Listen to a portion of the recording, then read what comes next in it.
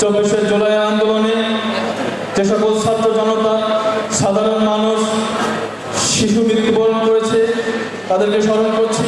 আমার বন্ধু অপূর্ব শাহ ওইখানে মার খায় 4 তারিখে মডেল স্কুলের সামনে থেকে। আমার বন্ধু সোহান স্বাধীনতা চত্বরে ভিডিও করা অবস্থায় মার খায়, অথচ এদের নাম আজকে দেখলাম গ্যাজেটভুক্ত নেই। জুলাইয়ের মঞ্চে এই অগ্নিকন্যাদের জন্ম হয়েছে। এই জুলাই আজকে যে বিপ্লব, সেই বিপ্লবে কিন্তু অগ্নিকন্যারাই কিন্তু আমাদের সামনে ছিল।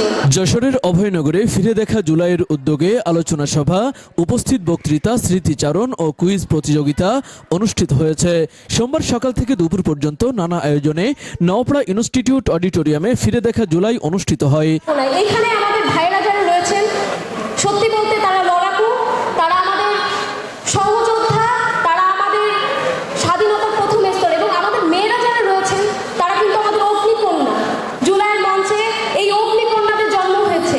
এই জুলাই আজকে যে বিপ্লব, সেই বিপ্লবে কিন্তু অগ্নিকন্যারাই কিন্তু আমাদের সামনে ছিল, এবং আমাদের শিক্ষকেরা ছিলেন আমাদের অভিভাবক হিসেবে আমাদের সবসময় গাইডলাইন দিয়েছেন। জুলাই গণ অভ্যুত্থানের অন্যতম সংগঠক অফিয়া ওয়ালিদ অরপার সভাপতিত্বে প্রধান অতিথির বক্তব্য রাখেন উপজেলা নির্বাহী কর্মকর্তা পার্থ প্রতিমশীল। ধারাবাহিকতায় আজকে যে অন্তর্বর্তীকালীন সরকার রয়েছে তারাও সর্বাত্মকভাবে চেষ্টা করে যাচ্ছে এই ধরনের সমাজে অসঙ্গতি রয়েছে বা অসামঞ্জস্যতা রয়েছে সেগুলো যাতে না থাকে এবং সেইগুলি দূর করে মানুষকে যাতে জনসাধারণ সহ সকলের মধ্যে একটি স্বস্তি ফিরে আসে এবং সার্বিক পরিস্থিতি উন্নতির মাধ্যমে দেশের উন্নতি সাধন করা সম্ভব হয়, সেই লক্ষ্যে অন্তর্বর্তীকালীন সরকার সর্বদা কাজ করে যাচ্ছে।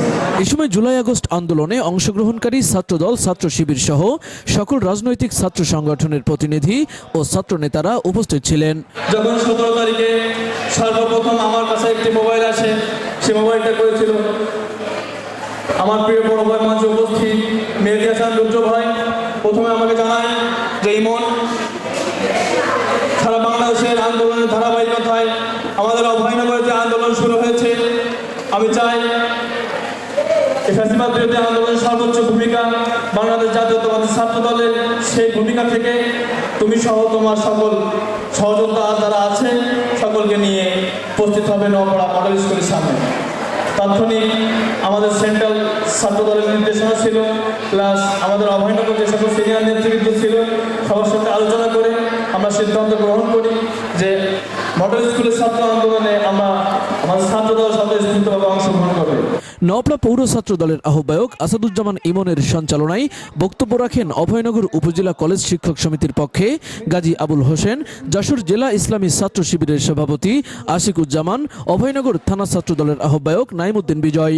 জুলাই মাসে বাংলাদেশের কোমলমতি শিক্ষার্থীদের উপরে যে হামলা হয়েছে তা অত্যন্ত পরিকল্পিতভাবে বাংলাদেশকে ধ্বংস করার জন্য, বাংলাদেশের মেধাকে ধ্বংস করার জন্য এই হামলা হয়েছে। গত জুলাই মাসে যে শিক্ষার্থীরা আন্দোলন করেছে, এই আন্দোলন শুধু একটি মাসের ফসল নয়। আমরা এই স্বৈরাচারী খুনি সরকারের বিরুদ্ধে দীর্ঘ 16টি বছর আন্দোলন করেছি, বিভিন্ন শিক্ষার্থীদের নিয়ে, জনগণকে নিয়ে আন্দোলন করেছি। এছাড়াও বক্তব্য রাখেন আহত সাংবাদিক তৌহিদ হাসান ওসামা, ছাত্রনেতা রাকিব পাটোয়ারি। তখন মডেল স্কুল থেকে, হাই স্কুল থেকে ও আশপাশ স্কুল থেকে গুটি কিছু আমাদের ছোট ভাই, বন্ধু ও বড় ভাইরা সেখানে যুক্ত হয়, যার কারণে আমাদের এখানে সর্বপ্রথম আন্দোলন সংগঠিত হয়। কিন্তু অন্যান্য জায়গার তুলনায় আমাদের এখানে ভয়াবহ রূপ বেশি ছিল, কারণ অন্যান্য জায়গার বিশ্ববিদ্যালয়ে থাকাকালীন সেইখানে অনেক লোকের সমাগম দেখা যায়, কিন্তু আমাদের এখানে তেমন লোকের সমাগম ছিল না। ছিল কিছু ছোট ভাই, বন্ধু, ছোট বোন, বড় ভাই, এদের মাধ্যমে আমাদের এখানে আন্দোলন শুরু হয়। মূলত সেই আন্দোলনেই আমরা আমাদের অস্তিত্বের যে জাগানটা সেইখান থেকে আমরা দেওয়া শুরু করি। তারপর আমরা আন্দোলনের সামনে অগ্রগতি হই। অগ্রগতির সামনের দিকে যখন যাই তখন আমরা আমাদের ছোট বোন যারা আছে তাদের আমরা সামনে দিয়ে দিই। তখন যেহেতু তারা সামনে ছিল আর আমরা ছিলাম পিছনে, তো সামনে যখন যাওয়া শুরু করে এক পর্যায়ে ছাত্রলীগের হামলা হয় আমাদের উপরে।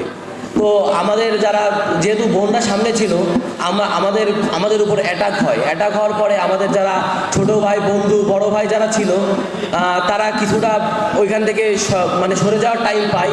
এর পরবর্তীতে যারা মেয়েরা ছিল তাদের উপর দেখি যে ছাত্রলীগের যারা ছিল সেই সময় তারা তাদের উপর হামলা করে।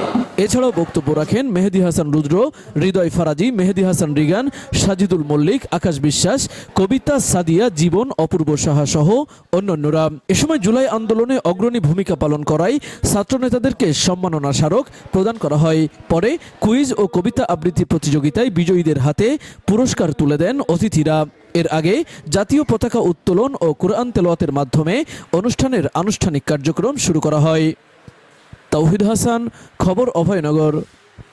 আপনি কি বিল্ডিং ডিজাইনের জন্য নকশা পিলার, জানালা পিলার, ব্যালকনি পিলার ও ছাদের কার্নিশ খুঁজছেন? তাহলে এখনই চলে আসুন শেখ কনস্ট্রাকশন অ্যান্ড স্যানিটারিতে। এখানে ছাদ ও সিঁড়ির নলচা, ফুলের টব সহ বিল্ডিং ডিজাইনের যাবতীয় পণ্য বিক্রয় করা হয়। বইকারা মালাকির চাতাল সংলগ্ন নওয়াপাড়া, অভয়নগর, যশোর।